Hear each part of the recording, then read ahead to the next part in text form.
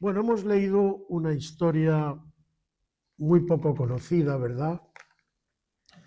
¿Hay alguien que conozca la historia de David y del gigante? Caín. Caín y Abel, sí, esa es otra. Caín y Abel. Esa es otra. Pero como siempre hay veces, hay historias que son bonitas, que nos gustan, ¿eh? Pero que las tenemos ahí, las miramos. A veces, como se suele decir normalmente, humanamente, te hacen tilín, te gustan, pero yo no sé, y cada uno que se lo responda a sí mismo, si alguna vez te has leído, y además os aconsejo, por ejemplo, que si tenéis en el día de hoy, que es un día que se supone que está especialmente dedicado al Señor, domingo, ¿no?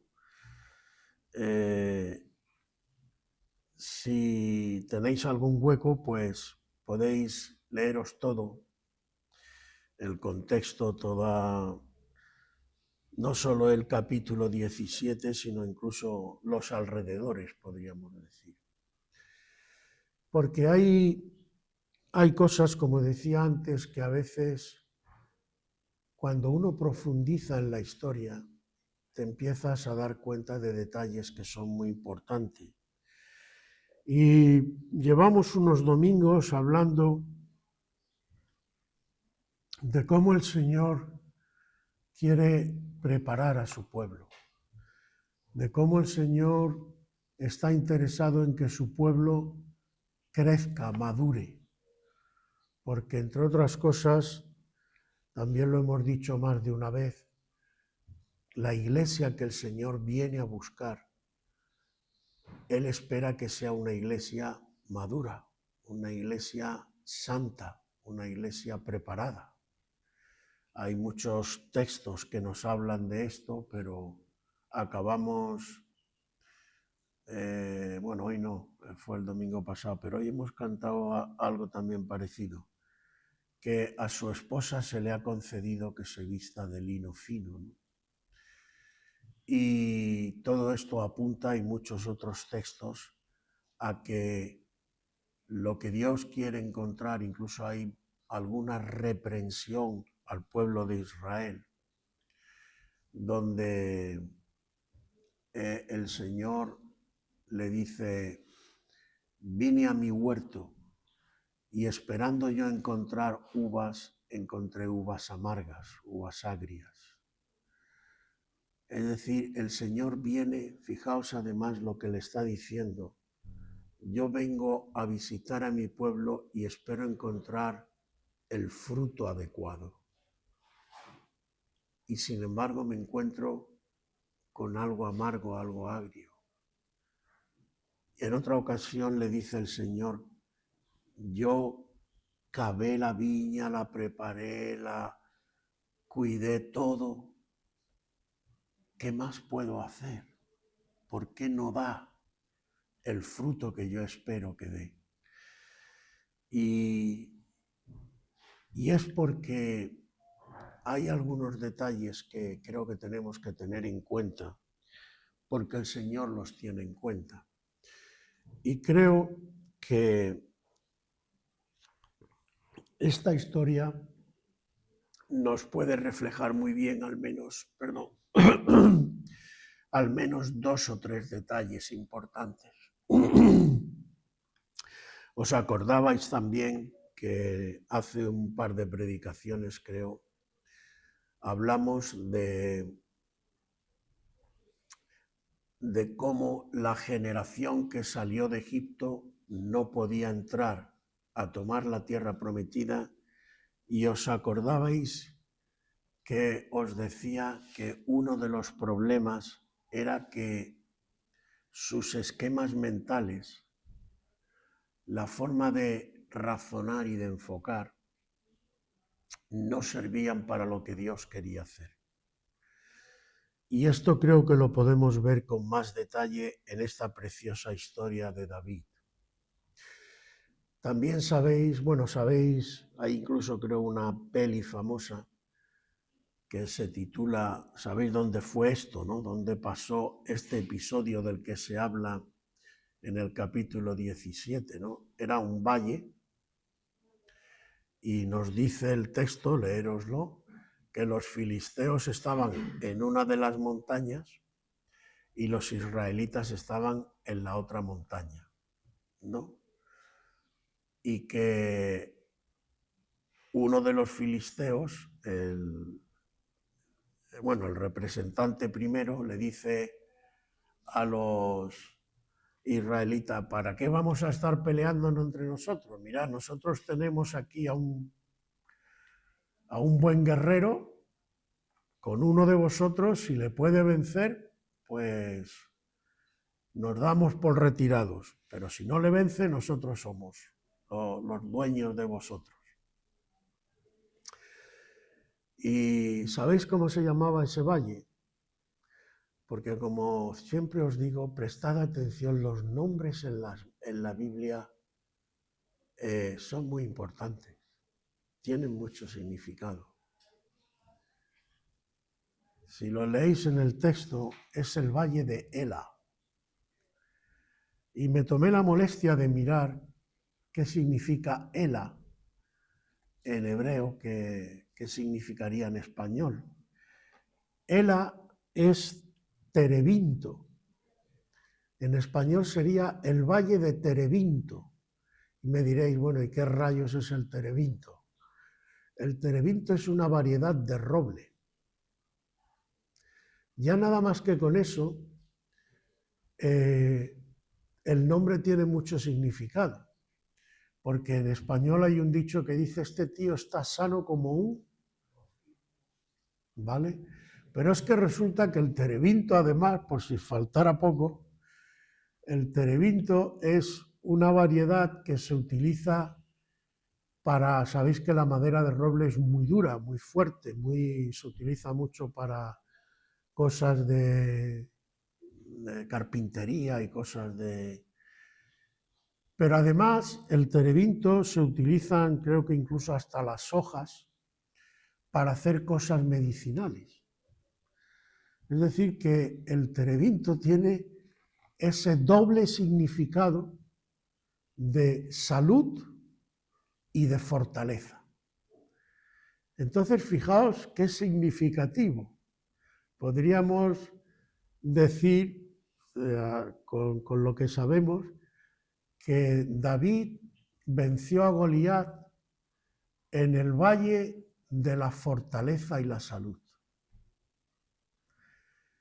Por eso digo que los nombres son importantes. Pero es que hay más. Nos dice que cuando Goliat, por eso digo que os leáis todo, cuando Goliat sale a desafiar a Israel, nos dice que estaban asustados. Y Saúl estaba también con todo el pueblo, estaban todos asustados allí, que no sabían qué iban a hacer, porque dice que durante 40 días estuvo Goliat desafiándoles y provocándoles. Y los israelitas no se atrevían a hacer nada. Y entonces, perdón, Saúl, en contraposición, no sé si alguna vez os lo habéis preguntado, ¿por qué Saúl fracasó y David triunfó? Es muy significativo incluso en los aspectos físicos. Saúl era moreno, era un tiarrón, se nos dice que sacaba un buen trozo sobre casi todos los demás. O sea, era alguien, y más en los patrones de aquella época, que como hombre era apreciado, ¿me entendéis?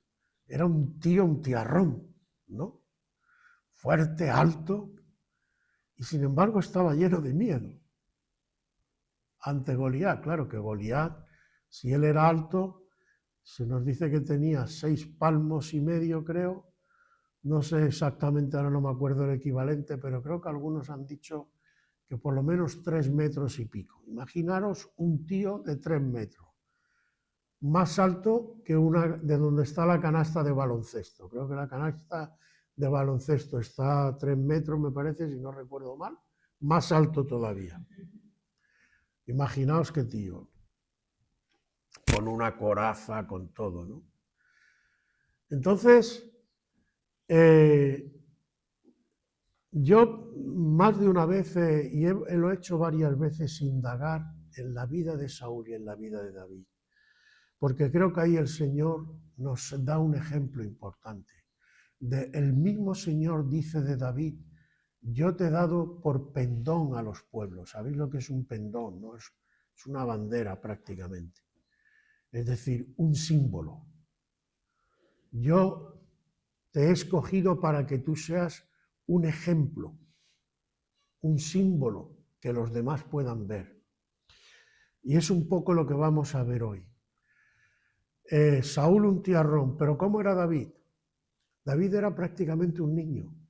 Aquí se nos dice.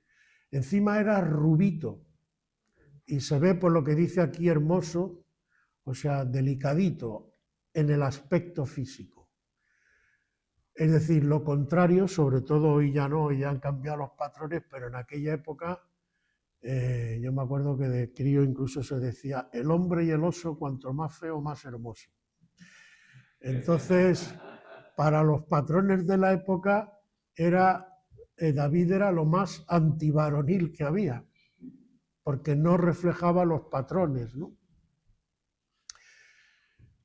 Lo cual parece una ironía, pero creo que está puesto a aposta, porque fue David ese aparentemente delicado, ese aparentemente poca cosa, ese niño, el que derrotó a Goliat.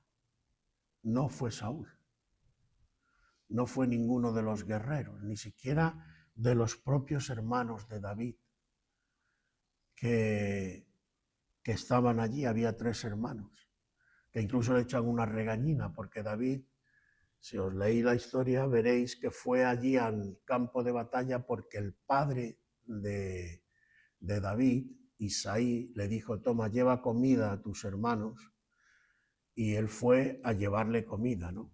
Y entonces, cuando se entera de lo que estaba haciendo Goliat, pues David se enciende. ¿Por qué David reacciona de la manera que reacciona y Saúl no? Al contrario, Saúl se asusta. Bueno, si os acordáis también por qué es rechazado Saúl, no sé si os acordáis, Saúl es rechazado por Dios y le dice que llegará a perder incluso el reinado. Pero porque el Señor le pone varias pruebas a Saúl, y en todas fallas, y casi todas iban sobre lo mismo. Lástima que él no lo vio venir.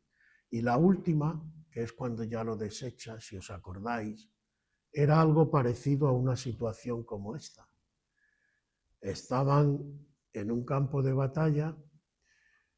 Samuel le dijo: espérate a que yo llegue, hacemos el sacrificio, lo presentamos todo al Señor y entonces entra en la batalla.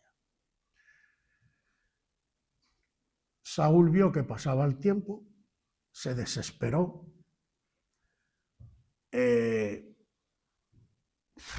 la gente empezaba a presionarle, a decirle: ¿qué pasa?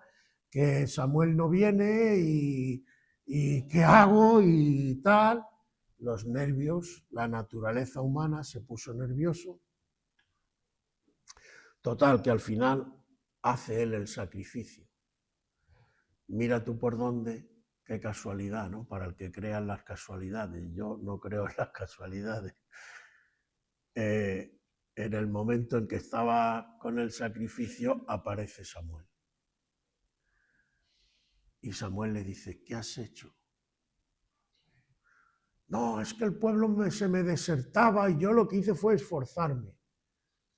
Dice Samuel, ¿no te das cuenta que el Señor te estaba probando? ¿Qué es más importante? Hacer ni siquiera el sacrificio u obedecer a Dios. ¿Qué es lo más importante?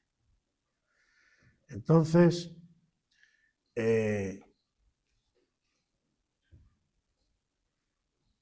¿cuál es la primera diferencia que notamos entre David y Saúl? David nos dice que su corazón era conforme a Dios.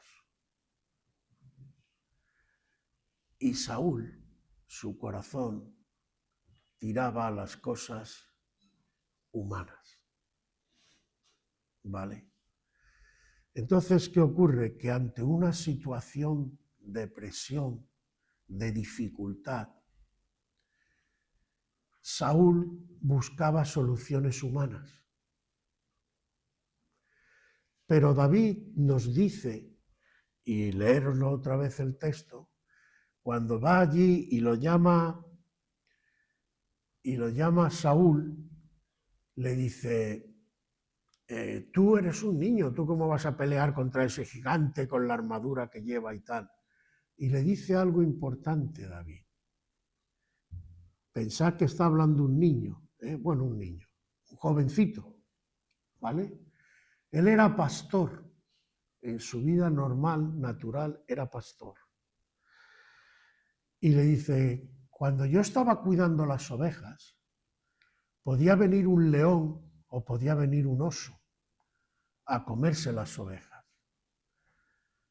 Pero yo me enfrentaba al león y al oso y o lo hacía huir o a veces lo mataba. Y le dice a Saúl, porque mi Dios estaba conmigo. Y de la misma manera mi Dios me va a ayudar en el día de hoy. Es decir, ¿qué ocurría? Y presta atención a esto.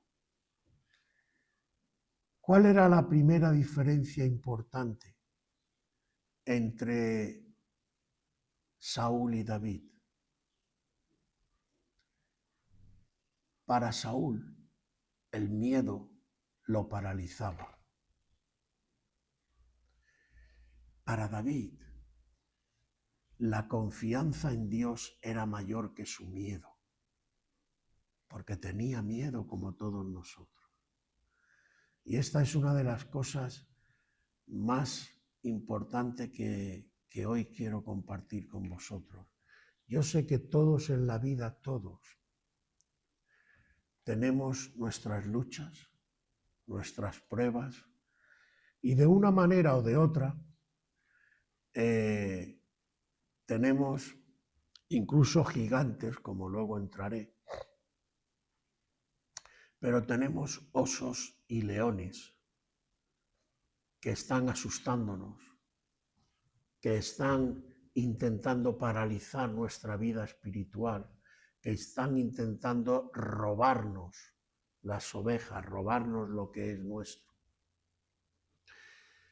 Puedes tener dos posturas, quedarte paralizado con el miedo y dejar que eso avance, pero si le permites al león o al oso avanzar, no te deja nada del rebaño.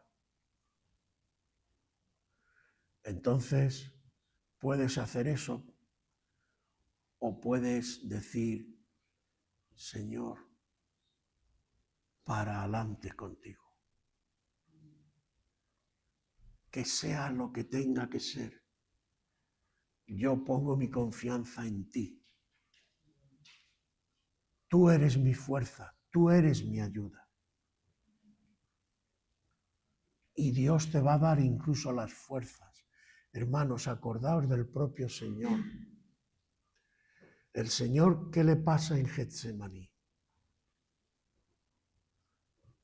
Sudó sangre Padre, yo no quiero esta copa. Era un ser humano también, aparte de Dios. Y estaba sintiendo la opresión, la fuerza, el miedo que te mete el enemigo. Que lo del Señor tiene tela, ¿eh? Yo no sé si alguna vez, a mí me ponen los pelos, por poneros un detalle.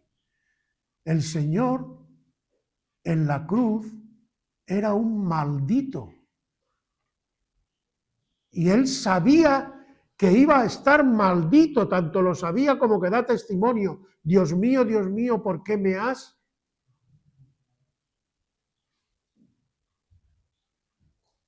Pero, ¿cuál fue la actitud? Y él es el autor y consumador de la fe.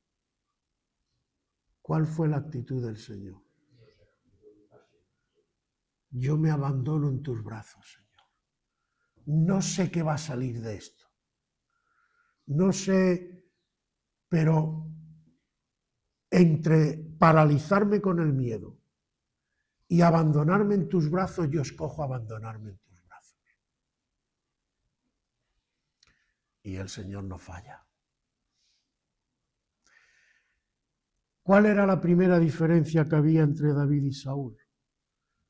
Que David desde pequeñito había escogido y se había visto en la necesidad por su propia vida cotidiana de confiar en el Señor, aprender a resolver los problemas a través de la fe.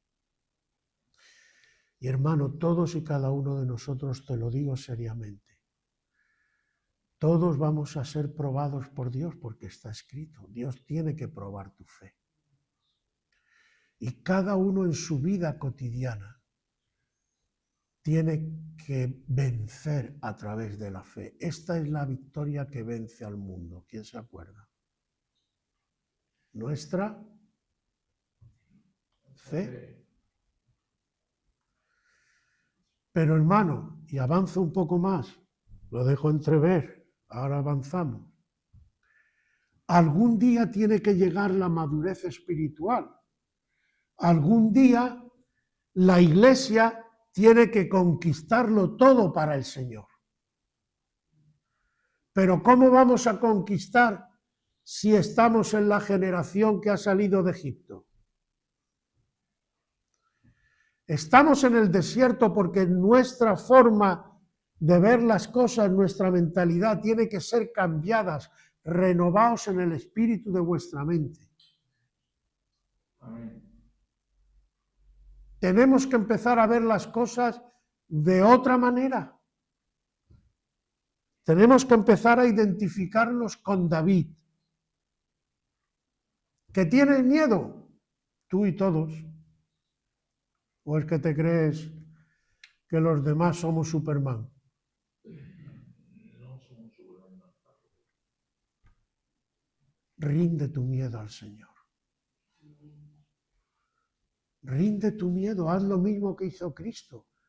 Padre, yo no quiero esta copa, no la quiero, no la quiero. Tengo miedo. ¿Qué va a pasar? ¿Qué? No la quiero. Pero confío más en ti que en mi miedo. Eso es un paso de fe. Yo sé que hay cosas que te tienen atemorizado o atemorizada. Lo sé. No sé ni siquiera, y no me interesa ni es mi motivo conocer qué cosas son. Pero todos tenemos esta lucha, hermano, hermana. Todos. Lo que yo te pido en el día de hoy es que le des una oportunidad a Jesús. Que cedas tu miedo a Él, porque Él va a hacer. Luego, segunda cosa importante. Le intentan poner una armadura a David.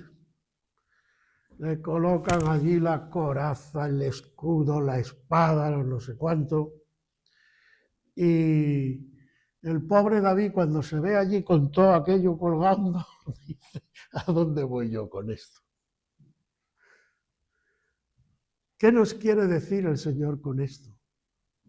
Hermanos, no intentes usar lo que otros usan. La palabra del Señor dice que Dios da su gracia conforme al don que Él te ha dado. O lo que es lo mismo, Dios nos conoce por nombre y cada uno somos únicos. Cada uno tenemos algo de Dios y tenemos multitud de variedades. Entonces, por eso es importante y por eso la vida cristiana, hermanos, porque el problema es que reducimos la vida cristiana a venir aquí al culto, cantar 4 cánticos, dar palmas, escuchar a veces una palabrita. No, eso no es la vida cristiana. Eso, en todo caso, es una pequeña parte de la vida cristiana. La vida cristiana es Cristo las 24 horas del día, hasta cuando duermes. Y con perdón, pero para que se me entienda, hasta cuando vas al váter. Me acuerdo que yo tenía un teniente, cuando hice el servicio militar, que me decía, cuando voy al váter y estoy en pelotas, con perdón, sigo siendo el teniente. Pues igual, cuando estás en el váter y estás allí desnudo y haciendo cosas no deseables, o bueno, no deseables no, tampoco vamos a reventar, pero sigues siendo cristiano. ¿O no dice la Escritura, si comemos, para Cristo comemos? Si morimos, para Cristo morimos, hasta la muerte es para Cristo. Aleluya. Entonces la vida cristiana es una forma de vivir las 24 horas del día. Y Dios te va a dar a ti lo que te hace falta conforme a lo que tú eres y a lo que tú tienes. Y para vencer a esos demonios, para vencer esos problemas, no tienes que estar pendiente de los otros. Si tienes que estar pendiente de alguien, en todo caso que sea de Jesús. Pero eso de compararte y eso de decir es que fulanito o fulanita es mejor, es peor, es no sé cuánto, eso no viene de Dios. Es que yo noto que él o ella, ¿y qué? ¿Y qué? Cada uno tiene una función, claro, normal. Es lo mismo que tu cuerpo. Cada uno tiene una función. Ahora, ¿cuál es más importante? Si yo te digo, a ver, ¿qué dedo te corto? ¿Te va a hacer gracia que te corte algún dedo? No. ¿Por qué? Porque para ti los 5 son importantes. ¿Qué? Hermanos, ¿no os dais cuenta de que las categorías estas de tú eres más, yo soy menos, no sé cuánto, esas son categorías humanas puestas por Satanás, ¿para qué? Para fomentar la envidia, para fomentar los celos, para fomentar triquiñuelas, divisiones, separaciones. ¿Pero qué nos dice el Señor? ¿Qué dice el apóstol Pablo en 1 Corintios? ¿De dónde vienen los pleitos y las guerras entre vosotros? ¿Vienen de Dios? ¿Vienen de qué? ¿De vuestra naturaleza caída, vuestra carne? Entonces, hermano, hermana, ¿dónde estás? ¿Cómo estás? Vive con Cristo. Entrégale todo a Él. Sobre todo, vuelvo a decir, tus miedos, tus ansiedades. Entrégate, prueba a hacerlo. Te vas a sorprender. ¿Sabéis cómo me convertí yo, hermanos? Con Lucas 11. Ya lo he dicho muchas veces, pero creo que ahora viene a cuento. A mí se me cayó todo mi mundo. Me quedé como que se queda en el aire.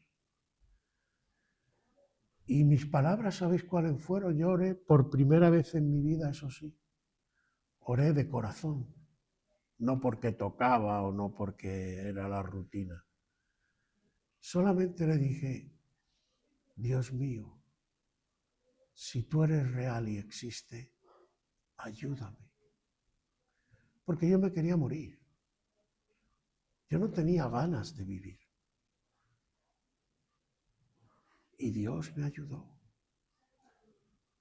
Y me sacó. Y me visitó. Y hasta ahora. Dios es fiel, Dios te ama. Y eso de que Dios te ama no es una frase bonita, ni es un cuento chino, ni es para quedar bien, ni nada por el estilo. Dios te ama de verdad. Pero hermano, igual que nos pasa entre nosotros, ¿cómo te va a mostrar Dios su amor si tú no le abres su corazón? ¿Cómo lo va a hacer si tú no le escuchas? ¿Cómo lo va a hacer si cuando llega la prueba o cuando llega el momento difícil, en lugar de contar con él, cuentas con otras cosas? ¿Cómo lo va a hacer? Dios solamente te puede probar para que se te quede grabado en el corazón, que es lo que dice Jeremías, escribiré mi ley en su corazón.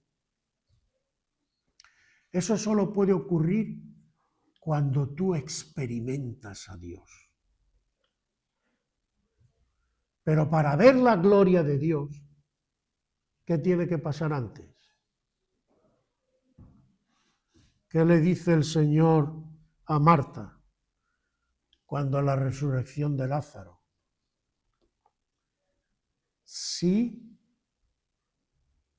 sí que, si vas todos los domingos a la iglesia, si cantas los cánticos más bonitos, si haces las mejores oraciones, si crees, verás la gloria de Dios. Si crees. Fe genuina, fe auténtica, tal como estás. No te compares con los demás y no pretendas ser lo que no eres. Pero en lo que eres, en lo que haces y en lo que vives, dale todo al Señor. Descansa en Él, porque además te lo insisto, hermano, hermana, una de las cosas que más está utilizando Satanás en estos días es agobiarte, ponerte una carga que te está aplastando y que ya no sabes ni cómo quitártela de la cabeza. Pues yo te digo cómo te la tienes que quitar. Descansa en Dios. Venid a mí todos los que estáis, ¿cómo? ¿Y quién os hará descansar? ¿Quién lo va a hacer? ¿Tu marido, tu esposa, tu hijo, tu hija, tu padre, tu madre? Yo os haré descansar, dice el Señor. Yo. Y tú necesitas ver el descanso de Dios. Aleluya. Tercera cosa importante. El Señor, David, mejor dicho, va con lo que tiene y con lo que él conoce. Sus herramientas. Unas piedras, una honda, que era lo que él utilizaba. No lleva más. Yo no sé cómo tú lo ves, a veces lo vemos todo muy fácil, pero por eso digo, sobre todo cuando os leáis historias bíblicas, aparte de lo primero orar, como siempre os digo, ponte un poco en el pellejo de la historia que te está contando. Entonces tú imagínate el chaval este rubito tal, que va bajando y el otro, la montaña, porque yo me imagino que David lo tenía que ver como una auténtica montaña. Y David podía decir, madre mía, ¿en qué me he metido yo? Pero, ¿qué había en el corazón de David? ¿Qué le dice a Saúl y al propio Goliat? Cuando le dice, ¿pero qué me has tomado por un perro que tú vienes aquí? Lo vio poca cosa, lo despreció. Esa es otra. Aunque te desprecien, aunque te menosprecien, aunque no te valoren, aunque te insulten, no me dejes a Cristo. Que digan lo que les dé la gana. Nadie te puede apartar del amor de Dios. Aleluya. Entonces, ahí va David y el otro, ¿qué te crees que soy un perro? Y David le dice, yo soy un experto hondero y verás lo que voy a hacer contigo y yo estoy acostumbrado. ¿A que no? ¿Qué le dice David? Tú vienes a mí con fuerza humana, preparado y tal, pero yo vengo a ti en el nombre del Dios Todopoderoso, y Él será el que te entregue en mi mano. ¿Qué nos habla esto? Otra cosa importante. En cualquier situación, santifica siempre el nombre del Señor. Nunca permitas que te den la gloria a ti. Nunca te coloques en el lugar que no te corresponde. La gloria es de Dios. La victoria es de Dios. Santifica el nombre de Dios. Creo que esto es muy importante, hermano, y más en los tiempos que vivimos. Y finalmente, para no alargarme tampoco mucho, con lo que él conoce, encomendándose a Dios, después de haber santificado el nombre de Dios, ¡buah!, tira la piedra. Se ve que tenía que ser buen hondero, porque no creáis que es fácil, incluso aunque Goliat fuera muy, muy alto, pero incluso si llevaba el casco, no creas que se le puede ver mucha frente. Probablemente se la metió ahí entre...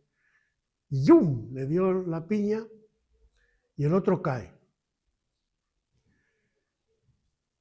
Y una última cosa muy importante, hermano. ¿Qué hace David?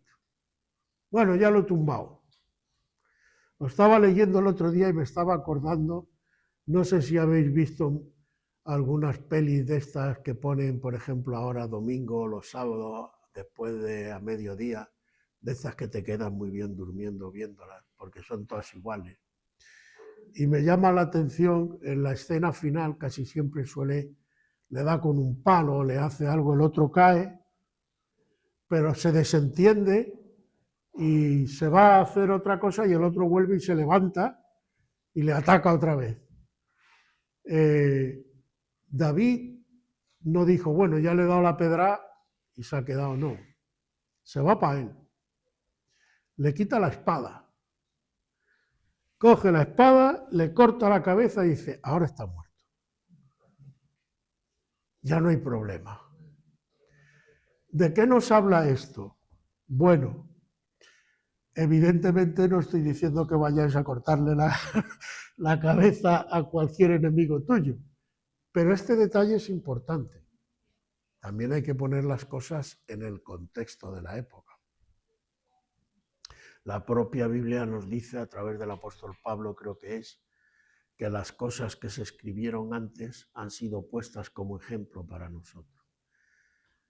¿En qué contexto estamos aquí? ¿De qué nos está hablando? Ahí hay un contexto de una guerra. Los enemigos de Israel contra Israel. El gigante que representa. Demonios. Pero hoy en día, evidentemente, como nos dice el apóstol Pablo, nuestra guerra no es contra carne ni sangre. Es contra huestes espirituales de maldad. Amén. Entonces, ¿qué puede representar el que le cortara al gigante la cabeza a David? Pues algo muy importante. Tan importante que por eso Dios además nos tiene que preparar la mentalidad del que va a tomar la tierra prometida. No puede ser la mentalidad del que ha salido de Egipto, porque no la va a tomar entonces. De hecho, aun habiendo cambiado la mentalidad y aun habiéndose preparado en el desierto, ¿qué les ocurre? Que lo podéis ver en Josué también. Bueno, ya os lo doy para que lo leáis. Cuando dice que se levanta una generación que no conoció a Dios. Y además hicieron, el propio Josué ahí, hicieron pacto con tribus a las que el Señor le había dicho quitarlos a todos de en medio. ¿Por qué? Pues por lo que les pasó después. Porque son focos de contaminación. Entonces, ¿de qué nos está hablando el que David le cortara la cabeza al gigante? Que al mal ni agua. Si queremos victoria sobre el mal, digo sobre el mal, no sobre las personas. Creo que se me entiende, ¿no? Porque hoy hay que matizarlo todo. Al mal hay que combatirlo hasta la erradicación total. No transijas con el mal en tu vida. No negocies con el mal, porque al final te tumba. Al mal tienes que tratarlo fuera. Señor, yo quiero la victoria total. Termino. Hay un pasaje donde nos dicen que cuando el Señor venga, en aquel día final, que hay muchas cosas todavía que no sabemos y que tienen que pasar, sí hay cosas que el Señor nos revela en Apocalipsis. Y una de las que nos revela es que tiene que haber una batalla. ¿Dónde? La batalla de Jesús. En los aires, donde Miguel luchará contra Satanás, ¿no? Y entre otras cosas nos dicen que llega un momento en que ya no hay lugar para los demonios ni Satanás allí. Y son arrojados. Vence Miguel. ¿Qué nos está queriendo mostrar esto? Si no hay lugar, es que han sido derrotados totalmente. Han sido expulsados. Pero cuando hay una batalla espiritual, por Daniel sabemos que cuando el príncipe de Persia resiste a Miguel, que era el príncipe que está de parte del pueblo de Israel, el Señor le revela a Daniel: desde el primer día fueron escuchadas tus oraciones, pero hay una resistencia espiritual. ¿Pero qué pasaba? Que Daniel era perseverante, persistente, y se puso en oración y ayuno y dijo: yo no me retiro de la oración hasta que yo no tenga una respuesta clara de mi Dios. Y efectivamente, a los 21 días, cuando las fuerzas malignas fueron vencidas y la resistencia fueron retiradas, vino Miguel. Entonces, cogiendo estos dos textos, ¿qué nos está diciendo el Señor? Bueno, y hay otros más. Hay uno que es de David. Es de David, creo que está en un salmo, si no recuerdo mal, que dice: tu pueblo se te ofrecerá voluntariamente en el día de tu poder.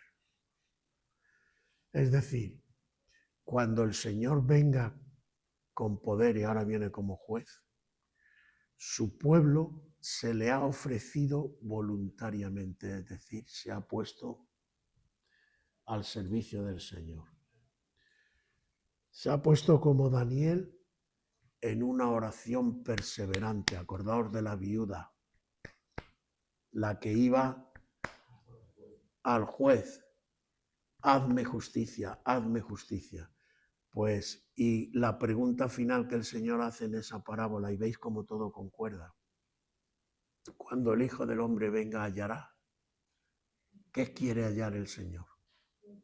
Fe. Entonces, ¿qué te está diciendo el Señor? Para que yo venga, mi iglesia tiene que estar en una actitud guerrera espiritual, perseverante en oración y dispuesta a no tolerar ya nada más del mal.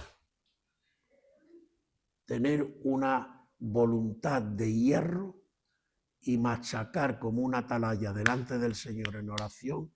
Queremos que el mal desaparezca definitivamente, hasta la derrota final. Y el Señor vendrá, porque su iglesia estará madura. Aleluya.